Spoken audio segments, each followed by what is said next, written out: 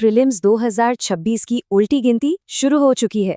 अब देखिए, ये कोई मामूली स्टडी प्लान नहीं है। इसे समझिए अगले 110 दिनों का एक बैटल प्लान। तो चलिए, बिना किसी देरी के सीधे मिशन ब्रीफिंग में चलते हैं। मिशन की स्थिति क्या है? सीधी सी बात है, परीक्षा में सिर्फ 110 दिन बचे हैं और घड़ी की वो टिक टिक की आवाज वो हर एस्पिरेंट महसूस कर सकता है ना? यही प्रेशर, यही काउंटडाउन सबसे बड़ी चुनौती है और आज हम बात करेंगे कि इस चुनौती का सामना कैसे किया जाए। तो सवाल ये उठता है जो सबके मन में है, क्या इतने कम समय में, सिर्फ 100 दिनों में ये सच में हो सकता है? क्या ये मुमकिन है? और इसका जवाब एक बिल्कुल साफ और जोरदार हाँ है। जी हाँ, बिल्कुल हो सकता है। और ये कोई खोखली उम्मीद नहीं है, ये एक ठोस, सोची समझी रणनीति पर बना हुआ विश्वास है। लेकिन हाँ, एक लेकिन है। ये सफलता एक बहुत ही खास चीज पर टिकी है, एक क्रिटिकल फैक्टर जिसे हम कहेंगे परफेक्ट 10 रूल। तो चलिए अब बात करते हैं उस छिपे हुए फायदे की। समझ लीजिए, ये इस पूरे प्लान का एक सीक्रेट वेपन है और वो है स्ट्रेटेजिक रिजर्व की ताकत को समझना और उसे अनलॉक करना। तो ये 110 दिन का मिशन कैसा दिखता है? इसे हमने 2 हिस्सों में बांटा है। एक है 81 दिन का एक्टिव स्टडी फेज और दूसरा है 29 दिन का स्ट्रेटेजिक रिजर्व। तो मतलब ये 110 दिन की नॉनस्टॉप पढ़ाई नहीं है, नहीं, ये एक स्मार्ट 2 फेज अप्रोच है। अब सवाल ये है कि ये स्ट्रेटेजिक रिजर्व्स है क्या चीज़? देखिए, ये 29 दिन एक तरह से आपका सेफ्टी नेट है, एक बफर है।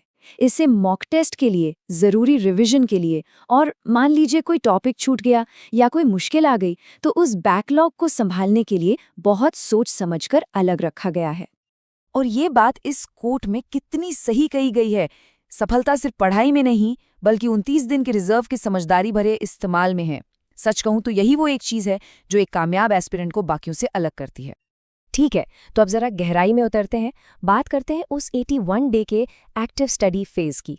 ये वो फेज है जहां हम कोर्स सिलेबस पर सीधा अटैक करेंगे। तो इस 81 दिन के असॉल्ट को हमने 4 हिस्सों में बांटा है। पहला सेक्टर संविधान और अर्थव्यवस्था, जिसके लिए है 27 दिन। दूसरा इतिहास की पूरी कहानी 19 दिनों में। तीसरा भूगोल और पर्यावरण की दुनिया, इसके लिए है 24 दिन। और आखिर में चौथा सेक्टर डायनामिक और कल्चरल एलिमेंट्स 11 दिनों में। अब इस टाइमलाइन के पीछे की जो स्ट्रैटेजी है ना, वो बहुत दिलचस्प है। ध्यान दीजिए, पॉलिटी और इकोनॉमी जैसे कॉन्सेप्ट वाले सब्जेक्ट्स को पहले रखा गया है। क्यों? ताकि जो रटने वाले फैक्ट हेवी सब्जेक्ट्स हैं, उनका रिवीजन आखिर के लिए रहे, जब वो दिमाग में ताज़ा रहें। ये बहुत ही सोच समझकर बनाया गया सीक्वेंस है।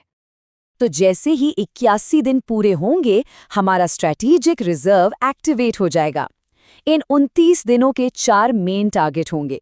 पहला, एनवायरनमेंट पर खास फोकस। दूसरा, बिल्कुल एग्जाम वाले माहौल में मॉक टेस्ट देना। तीसरा, अगर कोई बैकलॉग बचा है तो उसे खत्म करना। और चौथा, करंट अफेयर्स को फटाफट रिवाइज करना। ठीक है, तो बड़ी पिक्चर, मैक्रो प्लान तो तैयार है, लेकिन हम सब जानते हैं कि असली जंग तो रोज लड़ी जाती है ना?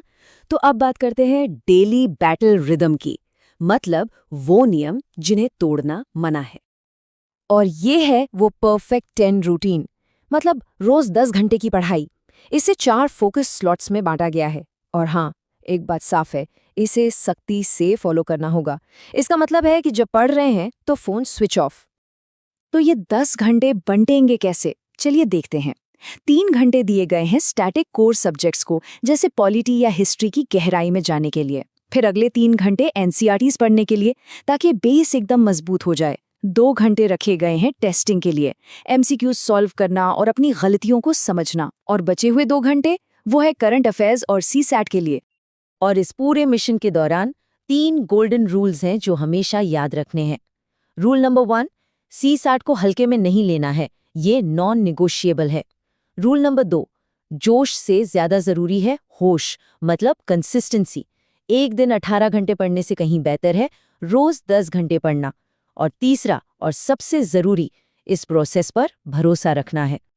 तो चलिए, अब आखिर में इस पूरे 110 दिन के मिशन को एक बार फिर से एकदम साफ साफ समराइज कर लेते हैं। ये टेबल देखिए, इसमें हर सब्जेक्ट के लिए कितने दिन दिए गए हैं उसका पूरा ब्यौरा है। कुल 81 दिन की पढ़ाई और उसके ऊपर वो हमारा 29 दिन का पावरफुल स्ट्रैटेजिक बफर। हर एक दिन का हिसाब एकदम क्लियर है।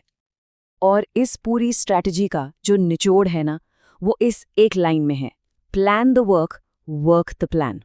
प्लान बनाना एक बात है, लेकिन असली चुनौती उस प्लान पर टिके रहना है।